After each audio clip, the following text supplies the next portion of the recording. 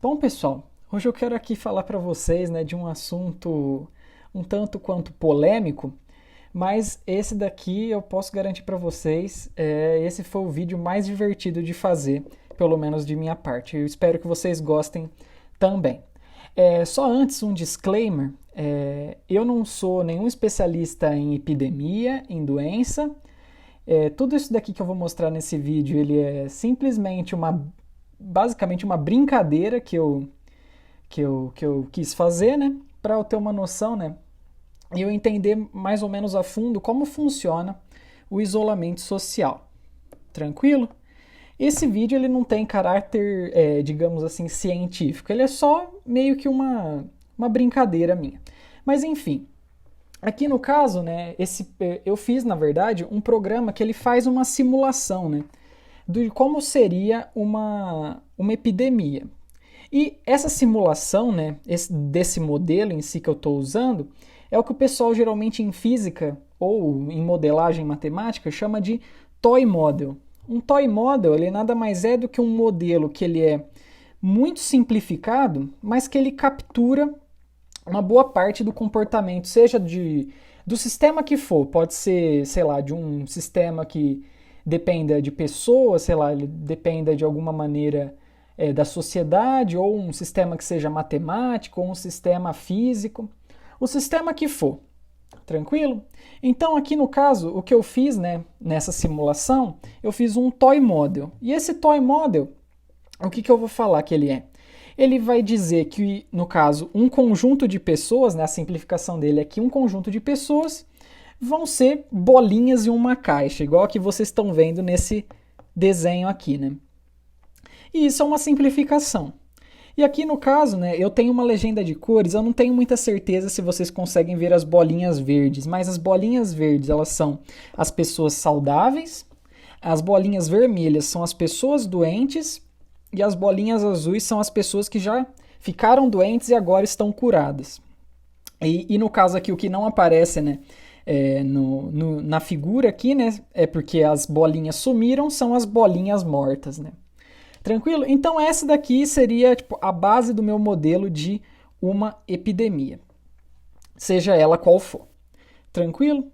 E aqui no caso, né, no meu programa, eu coloquei algumas propriedades, né, para cada uma das bolinhas. Né? Aqui no caso eu até escrevi vida da bolinha. Tranquilo?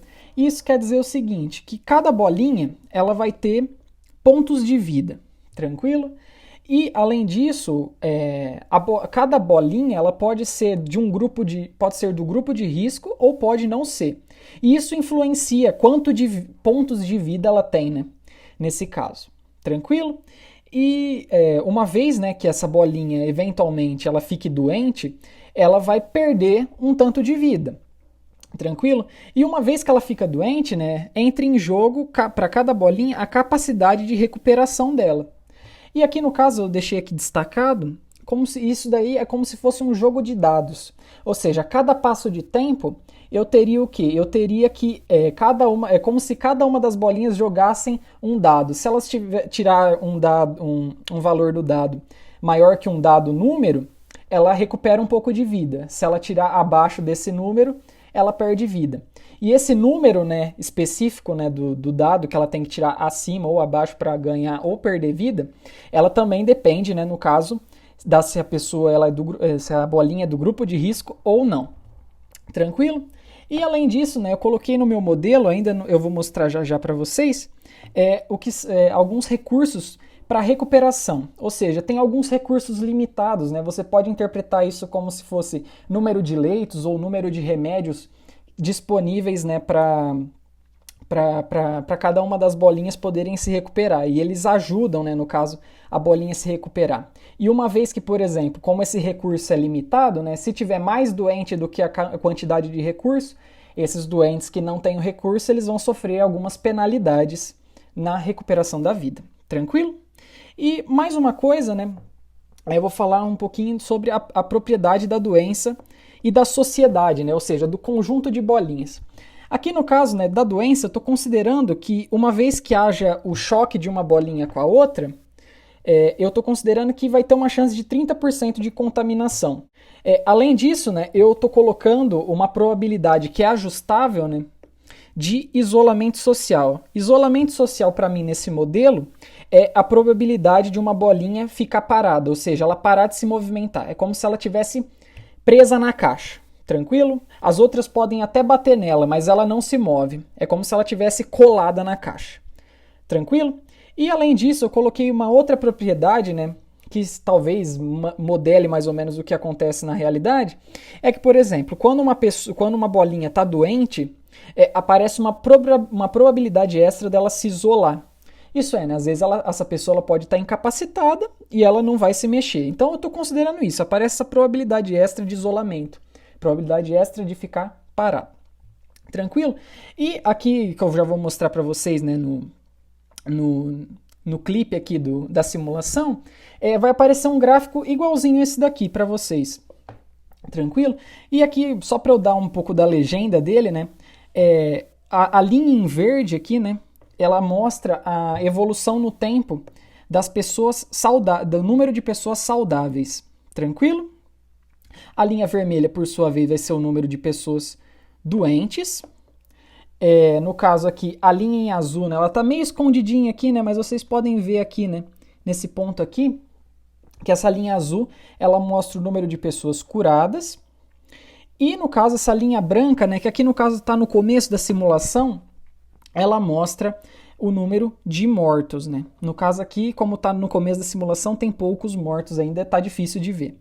E aquela linha, né, aquele número total de recursos, né, que eu tinha dito, né, antes, ela é representada aqui por essa linha horizontal meio cinza aqui, que ela indica, né, que uma vez, né, que essa linha vermelha cruza essa linha cinza, né, já vai acontecer dessas pessoas, né, que ficaram doentes depois, né, que os recursos foram consumidos, no caso ao máximo, elas vão ter penalidade para recuperar a vida. Tranquilo? E aqui, né, só fazendo a tradução aqui mais ou menos da legenda que eu deixei aqui na parte mais da direita aqui do gráfico, né? Eu repeti aqui. Essa primeira parte, esse primeiro item aqui, ele devolve o número de mortos. Esse segundo item aqui, ele mostra o tempo de simulação que foi decorrido, né? Nas unidades, né, do programa, né? Não é nenhum tempo físico, por assim dizer, né? É um tempo da simulação. E aqui no caso, esse terceiro número aqui, ele mostra a quantidade de recursos que estão sendo utilizados, né? No caso, nesse momento aqui da simulação estava sendo usado 20 de 20. Então agora eu vou mostrar para vocês o vídeo da simulação com uma música bem relaxante para vocês assistirem e aproveitarem. Até daqui a pouquinho.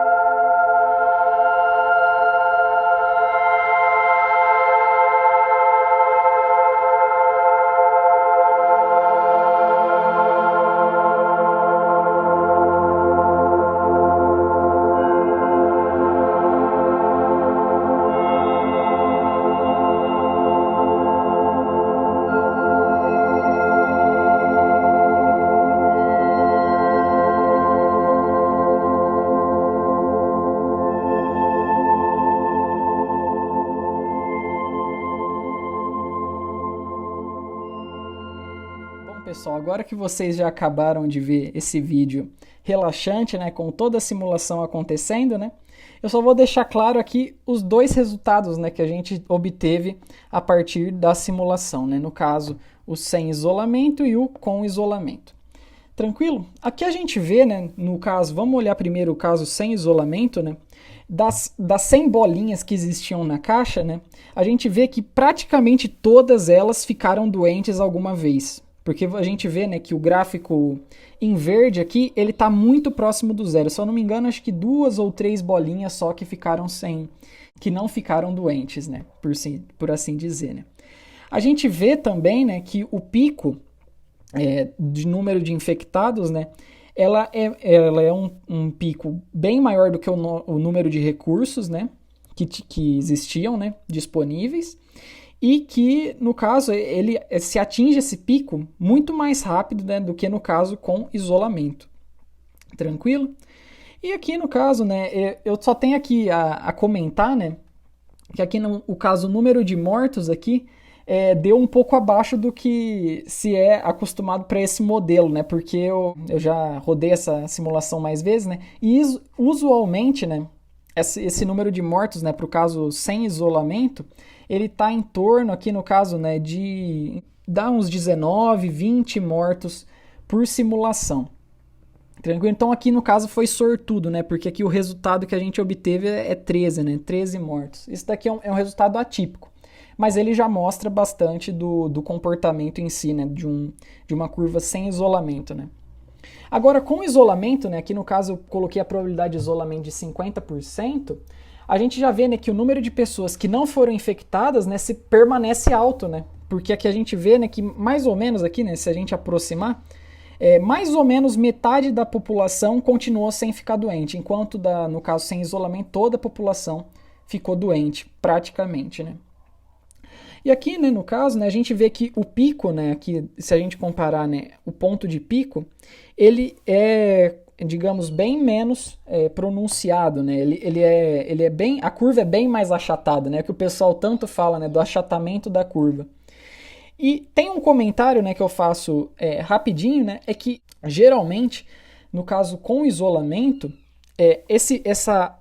no caso essa curva vermelha, né, ela tende a ser mais larga, né? Eu fiz essa simulação mais vezes e ela realmente tende a ser mais larga. E no caso, né, se eu não me engano, aqui o número de doentes ele foi a zero em torno daqui, né? E a gente vê aqui no caso com o mesmo tempo aqui de 500 para as duas, né, de tempo de simulação 500 para as duas, né? A gente vê, né, que aqui ainda tinha uma pessoa doente, né? Eu só resolvi parar a simulação, né, para deixar os tempos iguais, né, para a gente poder comparar. Tranquilo? E aqui no caso, né, mais uma coisa, né, o número de mortos aqui, no caso, foi um número de mortos mais ou menos típico, né, para essa simulação, né, que é em torno de 10, né? Aqui no caso, nesse resultado deu 11, né? Então aqui, né, nesse caso, são os resultados típicos que a gente consegue obter com essa simulação. Então eu acho que por hoje eu fico por aqui, pessoal. Não se esqueça de se inscrever no canal, deixar o seu curtir e até a próxima, pessoal. Valeu e até mais.